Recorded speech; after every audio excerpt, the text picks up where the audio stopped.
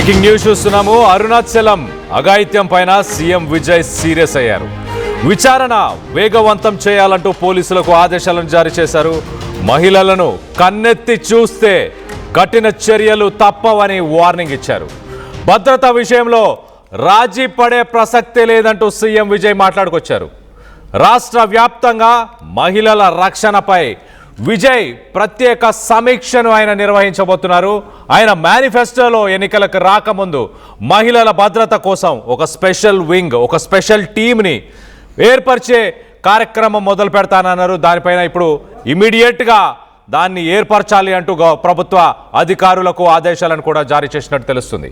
ఘటనపై ఉన్నత స్థాయి నివేదిక సీఎం విజయ్ కోరారు. ఆలయ పరిసరాల్లో భద్రత మరింత కట్టుదిట్టం చేయాలంటూ ఆదేశాలను జారీ చేశారు.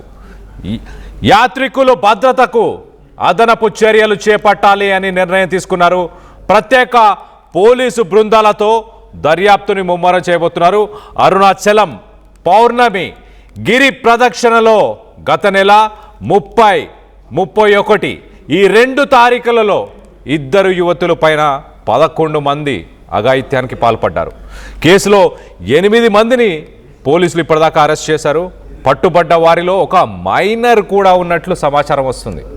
నిందితులను పట్టుకునేందుకు రంగంలోకి 5 పోలీసు బృందాలు దిగాయి. మొత్తం మీద ఒక దురదృష్టకర సంఘటన అని చెప్పాలి. ఒక అరుణాచలం ఒక డివోషనల్ ప్లేస్కి వెళ్ళి దైవభక్తి కోసం అక్కడికి చాలామంది వెళ్తుంటారు. మరి ముఖ్యంగా తెలుగు రాష్ట్రాల నుంచి కూడా ఈ మధ్యకాలంలో చాలామంది అరుణాచలంకి వెళ్తున్నారు. గతంలో తెలుగు ప్రజలని ఉద్దేశించి అక్కడ యాజమాన్యం కానీ అక్కడ ప్రజలు ఏం మాట్లాడారంటూ కొంత వివాదం కూడా చెలరేగింది. ఆ విషయం మనందరికీ తెలిసిందే. కానీ ప్రస్తుతానికి అరుణాచలంలో మే 30, 31 2 రోజుల్లో ఇద్దరిని అంటే ఒక గ్యాంగుగా ఏర్పడ్డారు. మనం చూడొచ్చు ఆ విజువల్లో పైన ఆ పక్కనే అడవిలాగా కనిపిస్తుంది. రైట్ సైడ్ బాక్స్లో ఫస్ట్ విజువల్లో మనం చూస్తున్నాము. అలాంటి అడవికి అక్కడ నడుస్తున్న ఆ మహిళను ఒకరు వివాహిత ఉన్నారు, మరొకరు ఒక సింగిల్ పర్సన్ అని చెప్పొచ్చు. సో మొత్తం మీద వారిద్దరిని కూడా ఆ పక్కనే ఉన్న అడవిలోకి తీసుకెళ్లడం, నగ్నంగా ఉన్నప్పుడు ఆ వీడియో మొత్తాన్ని రికార్డ్ చేసి వాళ్ళని బ్లాక్మెయిల్ చేసే ప్రయత్నం చేయడం, వాళ్ళ నుంచి డబ్బులని లాగే ప్రయత్నం చేయడం, మొత్తం మీద ఒకరిపై అఘాయిత్యం చేసి ₹1,00,000 డబ్బులు ఇస్తే ఓకే, లేకపోతే మీ పైన మీ వీడియోస్ని సోషల్ మీడియా మాధ్యమంలో రిలీజ్ చేస్తాము అంటూ మాట్లాడుకొచ్చారు. మరొక మహిళపై అఘాయిత్యానికి పాల్పడి ఆమె దగ్గర ఉన్న బంగారు నగలని, తన ఒంటిపైన ఉన్న నగలని తీసుకెళ్లడం. సో మొత్తం మీద ఒక గ్యాంగ్గా ఫామ్ అయ్యారు. అక్కడికి వచ్చే భక్తులనే టార్గెట్ చేస్తూ చేస్తున్నాం. మొత్తం మీద వీటన్నిటిపైన ప్రస్తుతానికి సీఎం విజయ్ చాలా సీరియస్ అయ్యేనట్టు తెలుస్తుంది. ఇమీడియట్గా యాక్షన్ తీసుకోవాలంటున్నారు. ఆ 11 మందిలో 8 మందిని పట్టుకున్నారు. దాంట్లో ఒక మైనర్ బాలుడు కూడా ఉన్నాడు. సో మొత్తం మీద దీనికి సంబంధించి మరింత అప్డేట్ తీసుకునే ప్రయత్నం చేద్దాం. ఇటు ఏపీ నుంచి మా ఇన్పుట్ ఎడిటర్ కృష్ణమోహన్ అందుబాటులో ఉన్నారు. కృష్ణమోహన్తో మాట్లాడి తెలుసుకునే ప్రయత్నం చేద్దాం. కృష్ణమోహన్ చెప్పండి, సీఎం విజయ్ చాలా సీరియస్గా ఉన్నారా ఈ విషయాన్ని తీసుకొని? అరుణాచలంలో గతంలో కూడా తెలుగు వారిపైన కొంత ఎగనెస్ట్గా మాట్లాడినారు. సో ఇప్పుడు సేఫ్టీ వైజ్, సెక్యూరిటీ వైజ్ ఆయన కట్టుదిట్టమైన చర్యలు తీసుకోవాలని చెప్పారా? ఏంటి ప్రస్తుతానికి లేటెస్ట్ అప్డేట్ ఏంటి? అరుణాచలం విడిపోయిన సందర్భంగా గత నెల 30, 31 జరిగిన 2 సంఘటనలకు చోటు చేసుకున్నాయి. ఒక ధర్మపురికి సంబంధించిన మహిళ అరుణాచలం గిరి ప్రదర్శన చేస్తున్న క్రమంలో కుటుంబంతో సహా వాళ్ళకి ఒక రక్షణ ఈ ప్రదర్శన జరుగుతున్న సమయంలో ముందు కొంతమంది వెళ్ళిపోయారు. వెనకాల ఉన్న 2 అక్కడ ఉన్న ఆకతాయిలు పక్కనే ఉన్న ఫారెస్ట్ లోకి తీసుకెళ్లి వాళ్ళ మీద అఘాయిత్యం పాల్పడడం, తర్వాత వాళ్ళని నగ్నంగా వీడియోలు తీయడం ఒక సంఘటన. తర్వాత 31వ తారీఖు కూడా ఒక మహిళని తిరువనామలకి సంబంధించిన ఒక మహిళని తీసుకెళ్లడం, ఆ అమ్మాయిని అగత్యం పాల్పడడం, ఆ తర్వాత మళ్ళీ చెవిలో ఉన్న కమ్మలు తీసుకుని పారిపోవడం.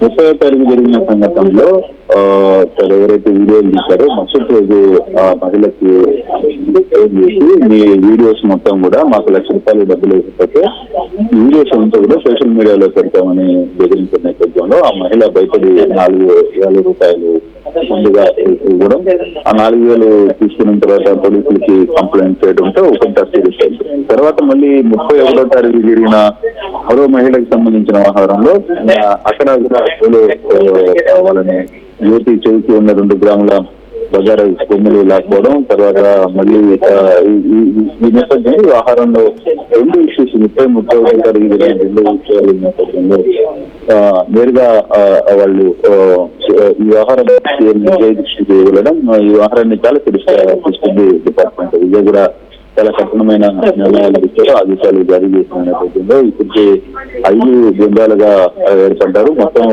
ఈ ముఠ 11 మంది గుర్తించారు. తర్వాత 8 మందిని ఇప్పటికీ అదుపులో చూస్తున్నారు. వాళ్ళల్లో దాదాపుగా వాసుదేవన్, అలాగే పెద్ద బాలేనపట్టికి సంబంధించిన ఆకాశ్, తర్వాత సోరగా గ్రామానికి సంబంధించిన హరనాథ్ శర్మ, తర్వాత చందమంగళం గ్రామానికి సంబంధించిన అరుణ్ కుమార్, తిరువన్నాకి సంబంధించిన శివగణేష్, వీళ్ళందరినీ కూడా తీసుకుంటే దీంట్లో ఒక పిల్లోడు మైనర్ బాబు కూడా ఉన్నట్టు. దీంట్లో 16 ఏళ్ళ పిల్లవాడికి, ఆ పిల్లవాడు 16 ఏళ్ల పిల్లవాడు కూడా ఈ 2 క్రైమ్లలో పాల్గొన్నాడనేది పోలీసులు అదుపులో తీసుకున్నారు.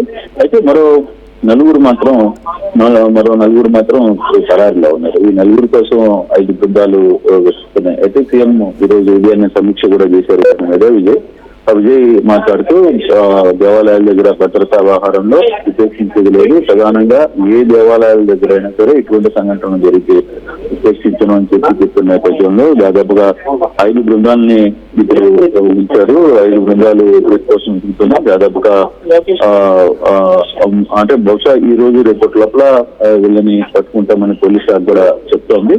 కానీ మొదట మాత్రం ఇటువంటి ఆహారాలు జరిగితే ఆ సంబంధిత అధికారులు సస్పెండ్ అయిపోతారు అని చెప్పిస్తారు. అయితే అంటే నిన్నటి నుంచి జరిగే సంఘటన 3-4 రోజుల నుంచి ఎవరైతే భక్తులు గిరి ప్రదర్శన చేస్తుంటారో వాళ్ళలో కొంత మహిళా కానిస్టేబుల్ ని, కొందరు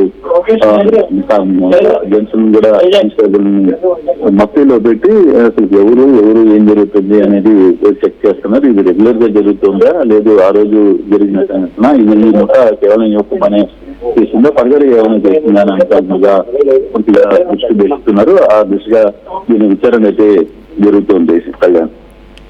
right Krishnamohan, thanks for the latest update. మొత్తం మీద తమిళనాడులోని అరుణాచలంలో ఒక దారుణం చోటు చేసుకుంది. ఈ నెల 30-31న 2 డిఫరెంట్ ఇన్సిడెంట్స్ అని చెప్పొచ్చు. మొదటి కేసుకు సంబంధించిన వివరాలు చెప్పే ప్రయత్నం చేస్తాం. మొదటగా ఒక వివాహిత ధర్మపురిలోని పౌర్ణమి రోజు గిరి ప్రదక్షిణ చేస్తున్న సమయంలో తన ఫ్రెండ్తో పాటు ఒక బస్ స్టాప్ దగ్గర ఆమె ఆగి ఉన్న సమయంలో కొంతమంది గుర్తు తెలియని వ్యక్తులు తన దగ్గరికి వచ్చి ఒక కత్తిని చూపించి తనని చంపేస్తాము అంటూ బెదిరించి మొత్తానికైతే ఆ మహిళని పక్కనే ఉన్న అడవిలోకి తీసుకెళ్లారు.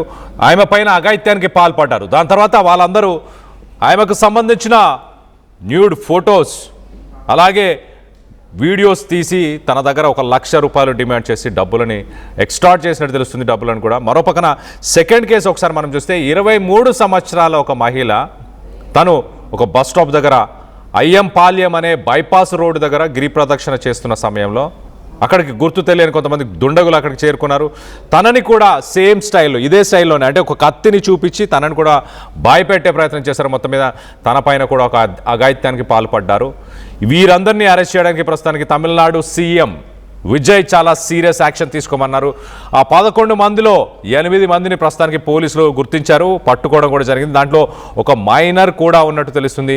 ఒక డివోషనల్ ప్లేస్, అలాంటి ప్లేస్ అరుణాచలం అంటే ఈ మధ్యకాలం తెలుగు రాష్ట్రాల నుంచి కూడా ఎంతోమంది భక్తులు అక్కడికి వెళ్తున్నారు. సో అలాంటి చోట ఇలాంటి ఒక ఘటన చోటు చేసుకోవడంపై సీఎం విజయ్ చాలా సీరియస్ అయినట్టు తెలుస్తుంది. ఇమీడియట్గా యాక్షన్ తీసుకోవాలి వారందరిపైన. అలాగే ఆలయం పరిసర ప్రాంతాల్లో గిరి ప్రదక్షిణ చేసే ప్రాంతం మొత్తానికి కూడా అక్కడ ప్రత్యేక బలగాలను ఏర్పరచాలి. పోలీసులు సురక్షితంగా అక్కడికి వచ్చే భక్తులకు రక్షణ కల్పించాలి అంటూ కూడా తమిళనాడు సీఎం విజయ్ చాలా సీరియస్ అయినట్టు తెలుస్తుంది.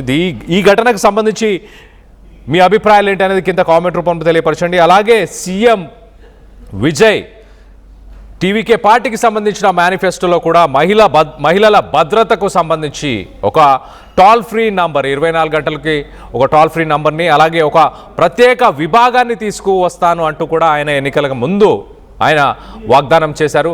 ఇప్పుడు దాన్ని నిలబెట్టుకునే ప్రయత్నం చేస్తున్నారు అంటూ కూడా తెలుస్తుంది. దానికి సంబంధించి చర్యలు కూడా చేపట్టాలి అంటూ అధికారులకి తక్షణమే అధికారులకు ఆదేశాలను కూడా జారీ చేసినట్టు తెలుస్తుంది. దీనికి సంబంధించి మీరేమనుకుంటున్నారు? మీ అభిప్రాయాలను కింద కామెంట్ రూపంలో తెలియపరచండి. ఆ 11 వ్యక్తులకు ఎలాంటి శిక్ష వేయాలి అన్న దానిపై మీ అభిప్రాయాలు ఏంటనేది కింద కామెంట్ రూపంలో తెలియపరచండి.